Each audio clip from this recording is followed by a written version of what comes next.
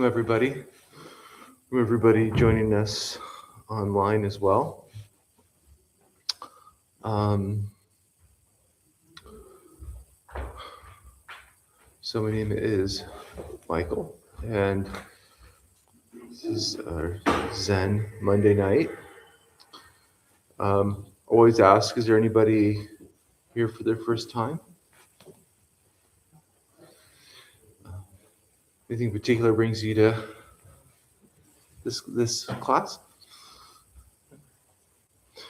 So as far as, we're just going to sit for 20-25 minutes and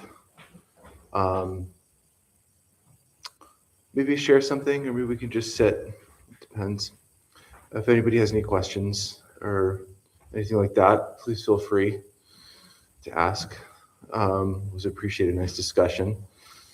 As far as sitting is concerned, if you are on a cushion, you move up towards the front of that cushion.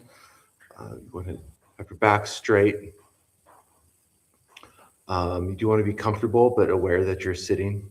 Aware of your posture, so you know if you're slouching, you're just very aware of that. We're just going to be breathing. We're going to be focusing on breathing in and breathing out. The mind that's racing all day will not stop racing as we sit. And so whatever is in our head or coming at us, whatever noise is going on outside or in this room, we're just going to focus on our breathing. And that's it. All right, we'll start.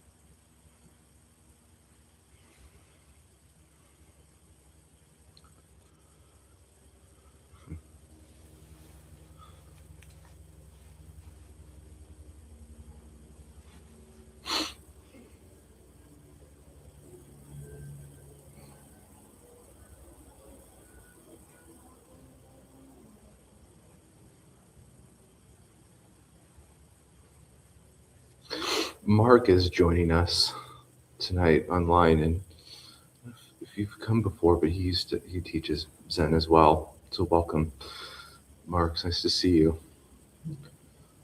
Anyway,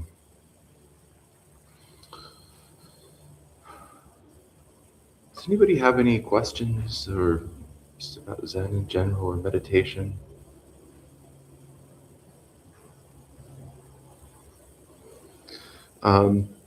I'll share for a minute, unless you guys want to meditate for an hour straight. I'll share something. It would be easy for me. I was thinking recently, I was reading a little Thich Nhat Hanh, and he tells a story, and he talks about somebody riding a wild horse. So you heard this. And he asks, "Where are you going?" And he says, "I don't know. Ask the horse." And the horse is our mind that we don't have control over. And I was thinking, it's how much of my day, I speak for myself, is just, I don't know, I'm probably not aware as much as I'd like to think. I practice Buddhism. I'm probably not as aware as much as I'd like to think about my day, and I think in certain situations it's challenging to spending the holidays with the family. It's I find getting caught in a conversation, and I just feel like I have to contribute something, even if it's negative.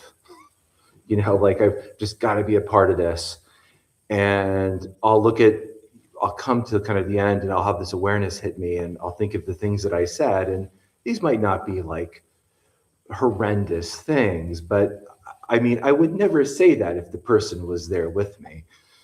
And I think, what happened? I wasn't even thinking about this. And those examples happen all the time. And that's just part of the process. And I think there's often times that I do catch myself and stop.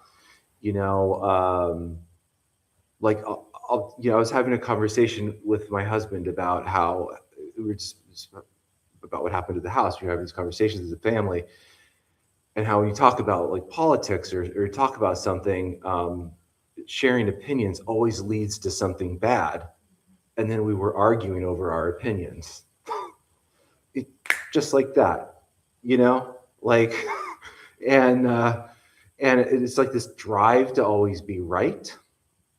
That sense of ego is very subtle for me, and of that.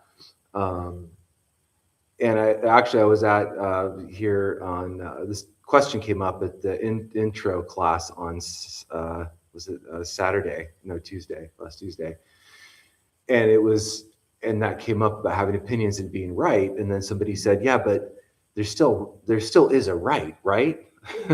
And it was just sort of like, no, I mean, that's true. There might be a right, at least I'd like to think I'm right, or there is a right.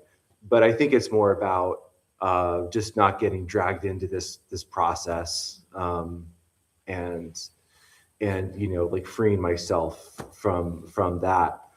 But and I think that's where daily practice of sitting comes in handy. I find if I don't sit consistently, I'm much more, I'm in a much, I'm in a place where I'm going to do that more than if I'm not sitting as much. And also the idea that I feel like I have to change something to kicks in. I feel like I have to do something about this feeling. And I don't. It's the simplest thing, yet I have a tendency to forget, or I think it's easy to forget that all I have to do is just sit with that feeling. And that's like the worst thing, is like, I mean, and I think I fight, not, fight, this discomfort, And that's just so much a part of life. And then I also forget about the beauty of impermanence, because I'm very aware of the clinging of, like, I really enjoyed the holidays because I've had some extra time on my hands, but I have to go back to work soon. And so I'm very aware what that's going to feel like. Um, but, you know, but impermanence also works on discomfort. I can focus on what I'm going to lose. And that happens. I do that.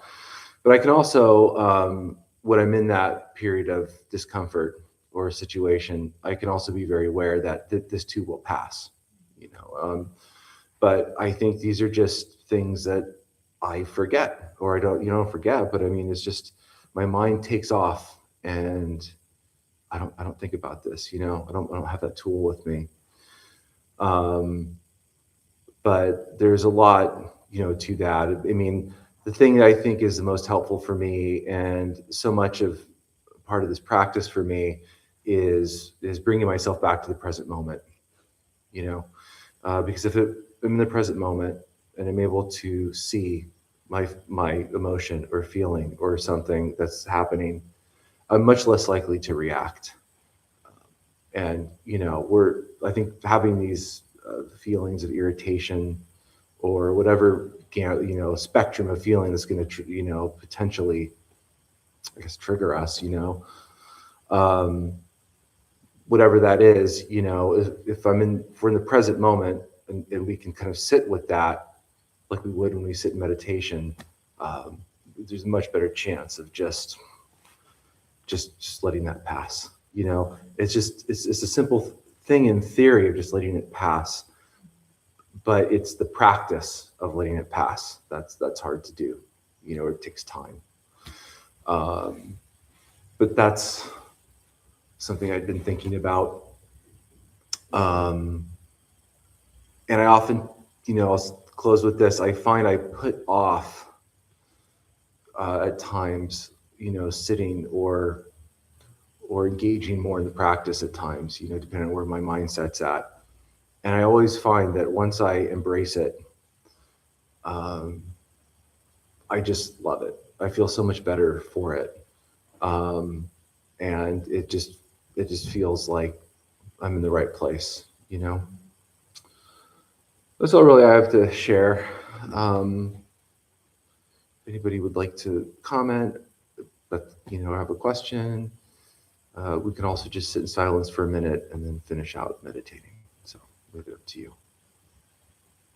I have a question. So did you guys come to a conclusion on Victor is alright? No. Oh no, yeah. I know that was the point. I was right and he was wrong.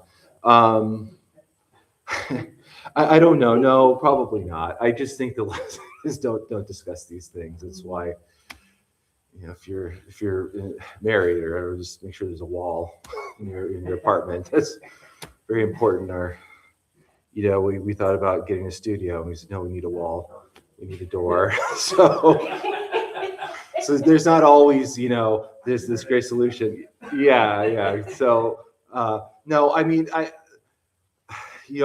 learned that you have to work on relationships, but love, in my opinion, allows for forgiveness. But it doesn't mean you're gonna just stay with someone or it's gonna work, But no, I think we could both admit it's just silly, It's just kind of silly, and you get sucked into it. But it is funny to me, and I guess I'm honest about it with myself, just because it happens so fast. And yeah, it was, and also I always think I have, when it comes to this specifically, I think I have this really well thought out thing to say. And I think this probably happens. I don't do social like Facebook or anything.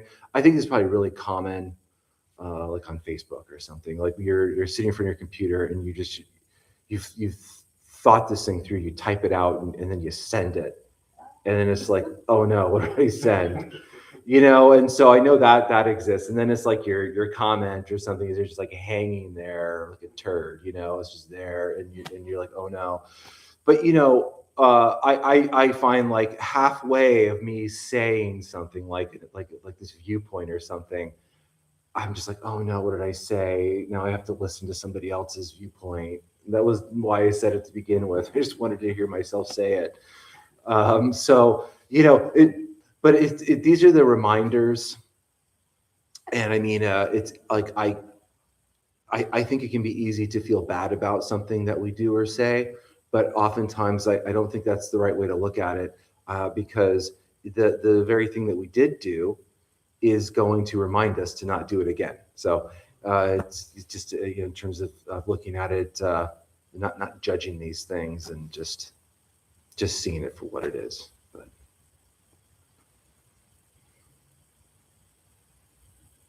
I appreciate everything that you said. And I take a certain comfort knowing that I'm not alone in the constant duality of, I should sit for practice and then I'm like avoiding it, right? It's like my shadow. Yeah. But then the moment that I sit down to do it, I'm immediately better. It's like, aha, Yeah. turn around, I see you, and you don't scare me anymore. Yeah. I almost think of like, I'm not a good surfer by a long shot, but when I did try, sitting out there waiting for the wave and then like seeing this really huge wave and then just freaking out, like that's my emotions. Like, Yeah. uh-oh, here comes a big one. Yeah. What's gonna happen? Yeah. The wave's gonna come and then it's gonna, peak and then it's Yeah. gonna be gone. And so when I sit in meditation lately, I think of myself bobbing out the ground. You're on your surfboard, like you're alive and you're here, but it's gonna peak. Some other wave will come, maybe the surfer will cut you off, like, and you're powerless over all of it. And it's like it's just really cool. Like I can feel myself like moving with the flow, right? Like I'm not on the ground. I'm flowing with life as however it comes. But I did well on them not getting into commentaries during the holiday dinner. For one, I didn't go with family, but with the friends that I did go, there's just basic humor, non-political humor. Because like the minute I say something, I'm like, oh, I don't want to because I very much feel smaller. Like, here I am, big. Yeah. I'm kind of beyond those things now. Like everybody, has a viewpoint and an opinion. There are as many people in the world as there are opinions, and that's cool. Yeah. Unless it's some sort of humanitarian thing, like I'm not gonna engage because it's futile. It's like throwing, things into a black vortex.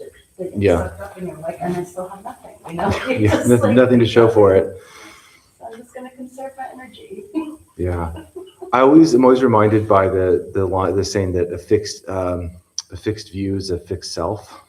I mean, and it's just that feeling of like, I have that feeling of being now locked in to something, and it's very uncomfortable, because we like at some point we've experienced the freedom of from that. I mean, so much of this is freedom from, not freedom to. So we've experienced that freedom from that, and it feels really nice just to not have a reaction if somebody cuts you off or something like that. But I agree with you. It's easy to procrastinate, and the very thing, if I have like this like lingering anxiety that would take me out of that, because I'm in the past, the present, or maybe stuck in desire, who knows. The very thing would just be a few minutes of just sitting. But I think that is also the challenge to where it's like in Zen, that it's like zazen is where you practice it in every situation, and it's like life is the best teacher. And so it's just also like I'm finding the way, ways to bring myself back to the present moment, even during the day and whatever I'm doing or in a conversation. And that's also because we can't always just go and sit either. So, but I mean, sitting obviously is the nucleus of the process. But yeah, no, it's true. So. I have a question about sitting. Yes. I finally got to a point where I can incorporate it here and there. Mm-hmm. But still at the point where I have no idea what I'm doing when I get there. Okay. Yeah. Yeah. So, I mean,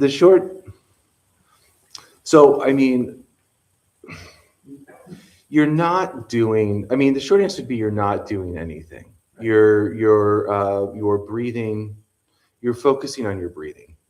So that would be, so I would not have I would try not to have the idea in your head that you have to do something. Right. You're just breathing in and breathing out, and it's just, I think, a more intense way of bringing us into the present moment. Whereas, if we have practiced this for a really long time, then we're more practiced in doing that like while we're doing something, which is kind of harder to do. So we have to start somewhere.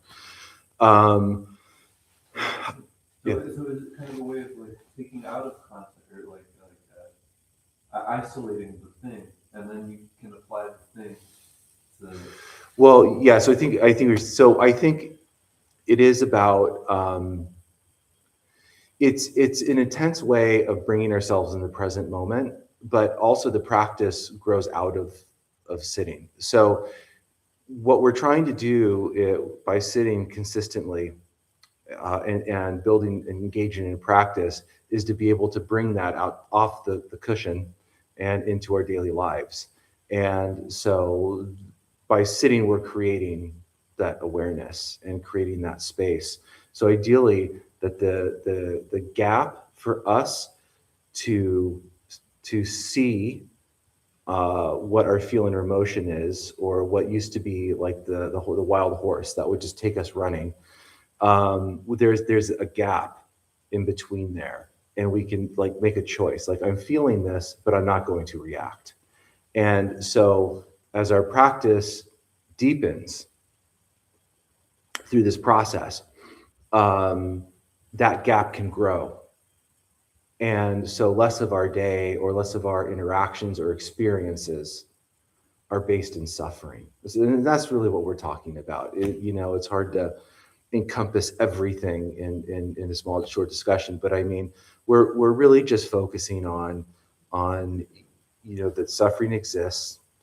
Why do we suffer, and what can we do to not suffer? And that boils down to, what we say, what we do, and what we think. So, I mean, if we're rooted in thinking about those three things, and you don't have to read a book on Buddhism to be aware and think about those things, that's sort of the core of it. So these are simple in theory, I suppose, but they're hard to break from our what they call mental formations, all these conditions we've created in our head. But I do think that there's great resources. Like there's a book, they sell it downstairs, but it's called Zen Mind, Beginner's Mind. And everybody finds their way. You can go from general to Zen or to Theravadan or something. But I think what's so great about Zen Mind, Beginner's Mind is it really goes into sitting. And it's like a step-by-step process on how to sit. And I remember when I started, when I thought I'm at a point where like the seed had been planted, and I came to the temple, I came here, and I didn't really do anything with it. I would just come every once in a while. Years go by, and I'm like at a point in my life where, okay, I want to take this more seriously. And I read that book, and that taught me what it meant to sit. What does sitting mean? Like how do you sit? And you're going to sit in a way that's comfortable, of course, but it's also sitting with intention. So it's like the idea that you want to sit with your back straight, but not so straight you're making an effort to keep it straight. It's just you're trying to find your own, Buddha nature, the representation of yourself in this practice. So I think that was really helpful. And you start to realize that it's not about anything. You're not doing anything. It's just saying, hey, like just find this place where you sit, and then you get comfortable. With that, obviously, you're aware that you're sitting. If you slouch, you feel it, and you straighten your back. But I would say that really helped me out a lot. Yeah.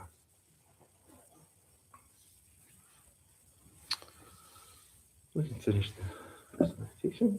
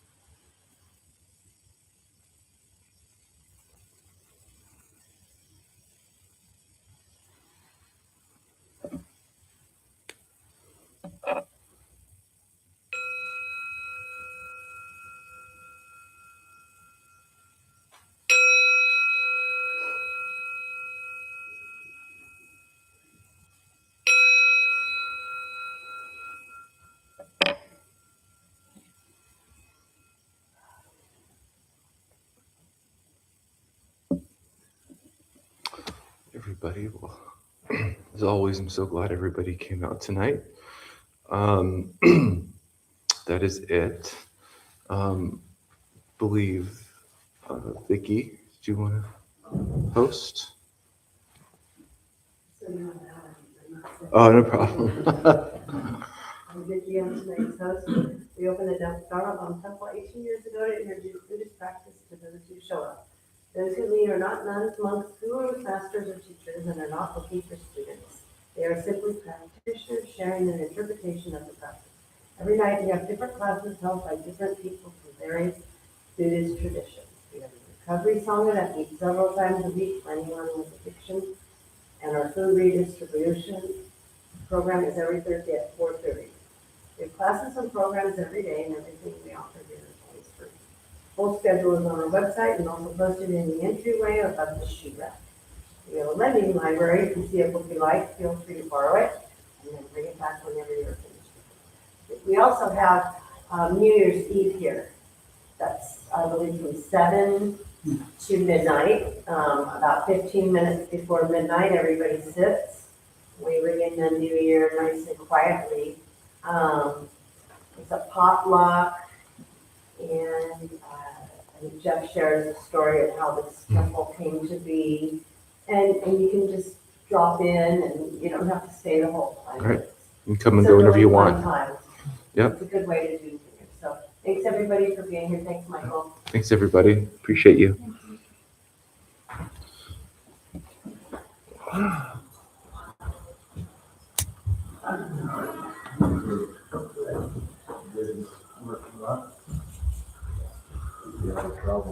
Thanks for sharing. I'm going to be stuck on there right for a while. Yeah, that's right. That's I still, so yeah, yeah. It's everyone else.